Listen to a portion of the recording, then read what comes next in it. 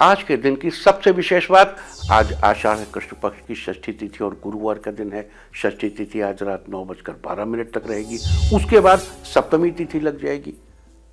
अभी हम बात करेंगे षष्ठी तिथि के बारे में।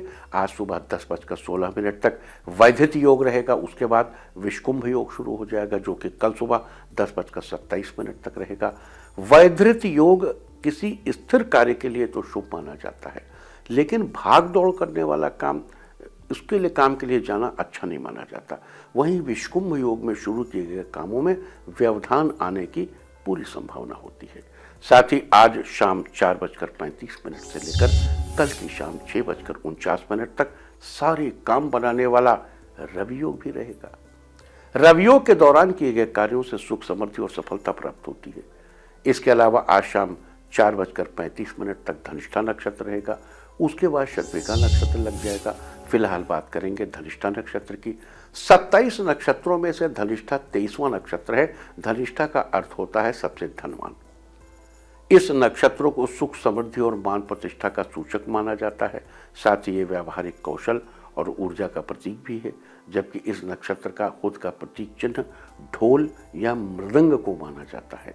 इसके अलावा धनिष्ठा नक्षत्र के स्वामी हैं मंगल।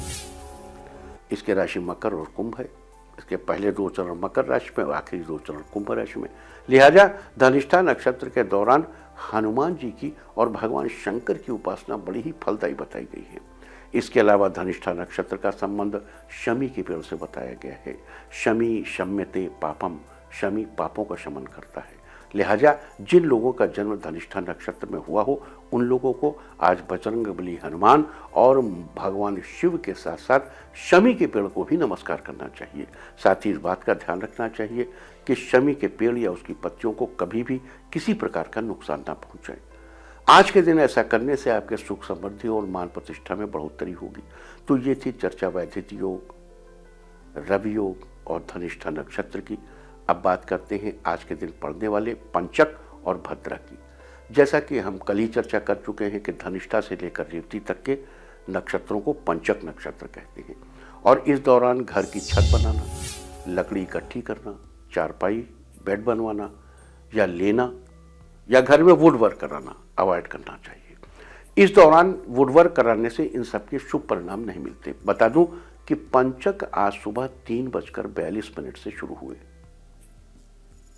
आज सुबह, और 15 जून की देर रात यानी 16 जून की भोर में 3:18 पर समाप्त होंगे। तब तक आपको इसका ध्यान रखना चाहिए। साथ ही आज रात 9:12 से शुरू होकर कल की सुबह 10:03 तक पृथ्वी लोक की भद्रा रहेगी। आप जानते हैं कि जिस दिन चंद्रमा कुंभ, मीन, कर्क या सिंह राशि में होता है, तब भूलोक यानी पृथ्वी लोक की भद्रा होती है, और आज चंद्रमा कुंभ राशि में है, तो पृथ्वी लोक की भद्रा अशुभ मानी जाती है, क्योंकि इस दौरान भद्रा का मुख पृथ्वी के ठीक सामने होता है। लिहाजा इस दौरान विवाह संस्कार, मुंडन संस्कार, गृह प्रवेश, यज्ञोपवीत, नया बिजनेस आरंभ, किसी शुभ कार्य के लिए यात्रा आदि नहीं करने चाहिए। अब आज तो भद्रा रात में है, वैसे भी ये सब शुभ काम रात में नहीं किए जाते। हालांकि कुछ ऐसे कार्य भी हैं जिन्हें भद्रा के दौरान करने से शुभ फल प्राप्त होते हैं, जैसे किसी पर मुकदमा ठोकने के लिए, शत्रु पक्ष से मुकाबले के लिए, राजनीतिक कामों के लिए, कटिंग, सीमा पर युद्ध के लिए, ऑपरेशन के लिए, अग्नि से संबंधित कार्य तथा किसी भी तरह के वाद विवाद के लिए, शस्त्र आदि के प्रयोग के लिए, पशु संबंधी कार्यों के लिए, वाहन खरीदने, दाम्पत्य संबंधों की ऊष्मा को बनाए रखने के लिए। अब वाहन खरीदना भद्रा में अवॉइड ही करें तो अच्छा है। और तंत्र मंत्र के प्रयोग के लिए भद्रा बड़ी ही प्रशस्त मानी जाती है। तो अगर आपको इनमें से कोई काम करना है तो आज रात 9:12 से शुरू करके कल की सुबह 10:03 तक का समय अच्छा है। हालांकि भद्रा के दौरान कोई शादी ब्याह तो होंगे नहीं, कर ही नहीं सकते, अब क्या करेंगे, लेकिन ये सारे काम कर सकते हैं। तो ये थी चर्चा पंचक और भद्रा की। और अब चर्चा करते हैं ज्योतिषीय गणना के अनुसार इस महीने होने वाले कुछ ग्रहों के अनुसार राजनीतिक गतिविधियों की। ग्रह और राजनीति का क्या तालमेल है। इस महीने यानी जून की शुरुआत में सूर्य और शुक्राचार्य वृष राशि में रहेंगे, बुध और राहु मिथुन राशि में, गुरु और शनि मकर राशि में, दोनों वक्री रहेंगे। मंगल कुंभ राशि में गोचर कर रहे हैं। इसके अलावा 14 जून को सूर्यदेव मिथुन राशि में जाएंगे, यानी भारत की जनपत्रिका में कुटुंब स्थान पर, और 18 जून को मंगल मीन राशि में प्रवेश करेंगे, यानी भारत की जनपत्रिका में एकादश स्थान पर कामना पूर्ति में, साथ ही आमदनी, और साथ ही 30 जून को गुरु वक्री गति से धनु राशि में प्रवेश करेंगे। धनु राशि यानी भारत की जनपत्रिका के अष्टम स्थान पे, अभी भाग्य स्थान पे हैं, वक्री होके इस पे आएंगे अष्टम स्थान पे। इस महीने आषाढ़ी अमावस्या रविवार की है, और ध्यान रहे कि सूर्य की मिथुन संक्रांत भी रविवार ही है, लिहाजा ग्रहों का ये संयोग भारत के राजनीतिक गलियारे में उलझने उत्पन्न करेंगे। लेकिन विश्व के पटल पर भारत की स्थिति निरंतर मजबूत होगी, लेकिन इंटरनली बहुत दिक्कत होगी। भारत की संप्रभुता के शत्रु चरित्र के विरोधी सामाजिक और सांप्रदायिक सौहार्द को बिगाड़ने के लिए बड़ी भरपूर कोशिश करेंगे। हालांकि ये कोशिशें विफल हो जाएंगी, सीमा पर भी घुसपैठ नियंत्रण में होती रहेगी, और शासन सत्ता की तरफ से जनसामान्य की सुविधाओं के प्रति मुख्यतः रोजगार के अवसरों में बड़ी वृद्धि की जाएगी। आर्थिक विकास में भी तेजी आएगी, जीडीपी के लिए जो रिक्वायर्ड रेट है वो भी तेज बढ़ेगा। साथ ही अंतर्राष्ट्रीय राजनीति में भी थोड़ा स्वार्थ की भावना दिखाई देगी, कुछ देशों में तनाव बढ़ेगा। कुल मिलाकर उसका नतीजा क्या होगा? हमने आपको पहले बताया कि 20 मई से 30 जून तक के समय के लिए हम आपको पहले बता चुके हैं कि संख्या भले ही ज्यादा दिखे, लेकिन कोरोना के बढ़ने की रफ्तार कम होगी। यानी अगर 1000 से डबल होना है तो 2000 होगा, 1000 से डबल होकर 100 नहीं हो सकता। लेकिन पहले अगर 3 दिन में हो रहा था तब 12 दिन में होगा, संख्या बढ़ेगी। 30 जून से 13 सितंबर तक कोरोना पर इफेक्टिव लगाम लगने लगेगी, और यही समय कोरोना का सबसे विभत्स रूप भी दिखाएगा। इसके लिए मेंटली तैयार रहिए, डरने की आवश्यकता नहीं है, मुकाबले के लिए तैयार रहिए। और इस दौरान महामारी की मार से सब तरफ त्राहिमाम की आवाजें आने लगेंगी, और उस समय आपको अपने ध्यान चित्त को एकत्र करने, मनोबल, हम आपसे बार बार वादा करते हैं, और हम क्या करें समय के उसमें हमने आपको यम नियम आसन प्राणायाम प्रत्याहार धारणा तक पहुंच गए थे, ध्यान बता ही नहीं पा रहे। हम आपको वो समय आने के पहले ध्यान जरूर बनाएंगे, ताकि आप अपने ध्यान करके अपनी संकल्प की शक्ति से इस परिस्थिति का मुकाबला कर सकें। अब आइए आगे बढ़ते हैं कि ग्रहों की स्थिति की वजह से कब क्या हो रहा है। अब देखो 13 सितंबर से 23 सितंबर तक गुरु और शनि धनु राशि में ही रहेंगे। उस समय 23 तारीख को गुरु ये होगा, उसमें से बाहर चला जाएगा, मिथुन राशि धनु से निकल करके वृश्चिक में आ जाएगा केतु 23 सितंबर को। लेकिन 13 से जब गुरु मार्गी होगा, और मार्गी होकर दोबारा ये ज्वाइन करेंगे, क्योंकि इस षड्यंत्र की उत्पत्ति गुरु और केतु के इकट्ठे धनु राशि में इकट्ठे होने से ही हुई इस षड्यंत्र की उत्पत्ति। और एक बार फिर ये 10 दिन के लिए सीधे सीधे साथ साथ रहेंगे एक ही स्थिति में, 13 से 23 सितंबर।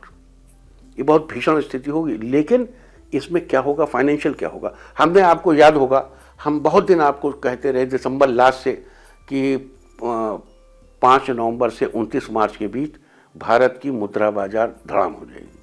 भारत में पिछले 30 साल का सबसे बड़ा नीचे जाने का योग बनेगा। ये हमने उसके पहले से कहना शुरू कर दिया था, और देखिए मुद्रा बाजार गिरा उसी पीरियड में गिरा, 29 मार्च के ठीक पहले गिरा। फिर याद दिला दूं कि 13 से 23 सितंबर के बीच विश्व मुद्रा बाजार में भारी परिवर्तन हो सकता है। 13 सितंबर से 23 सितंबर तक विश्व में चीन प्रवर्तित डिजिटल मुद्रा लगभग हावी हो जाएगी। विश्व मुद्रा बाजार में बड़ी भारी उथल पुथल होगी। कई कंपनियां खुद को दिवालिया घोषित करेंगी, कई देशों की इकोनॉमी ध्वस्त हो जाएगी। इसको अभी से समझ के रखिए, नोट करके रखिए, और अकॉर्डिंगली प्लान करिए। आप इंडियंस बहुत सुरक्षित हैं, क्योंकि आपका भाग्येश भाग्य स्थान पे बड़ा इस समय मौका अच्छा है। 29 मार्च 2025 तक भारत को दिन 2025 की बात कर रहा हूं, 29 मार्च 2025 तक भारत को दिन दूनी रात चौगनी तरक्की मिलेगी, जो उसके आगे के 3 वर्षों में भी इसी तरह जारी रहेगी। ये समय भारत की अर्थव्यवस्था के लिए वरदान साबित होगा, जो अभी चल रहा है यहां से शुरू करके, और वर्ष 2020 समाप्त होने के बाद ही पश्चिमी देश चीन को पीछे हटा पाएंगे। उसके पहले वो चीन को ढकेल नहीं पाएंगे पीछे। 2020 में पश्चिम द्वारा चीन के विरुद्ध बड़े बहुत से मोर्चे खोल दिए जाएंगे। 23 मई 2021 के बाद चीन अपने उन लोगों की पहचान कर पाएगा जिन्होंने वास्तव में ये षड्यंत्र रचा था।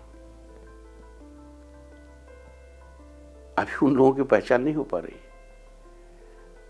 इस समय के बाद पहचान पाएंगे सब लोग। चीन पहचान करेगा। 2024 में चीन अपनी खोई हुई साख वापस हासिल कर लेगा।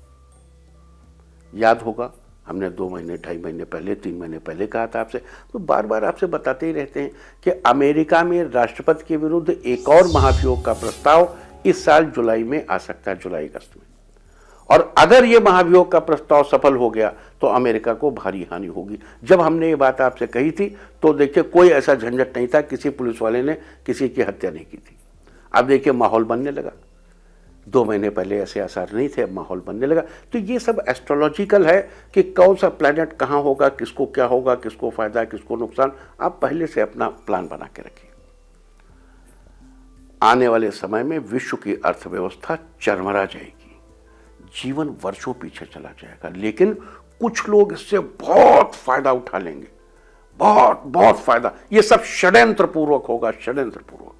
लेकिन 2024 के बाद पूरे विश्व में इतनी प्रगति होगी कि सारा घाटा खत्म होकर कई गुना ज्यादा नफा हो जाएगा। तो ये थी चर्चा आज के दिन तक की ज्योतिषीय अपडेट की। उम्मीद है कि आप इन सूचनाओं से फायदा जरूर उठाएं।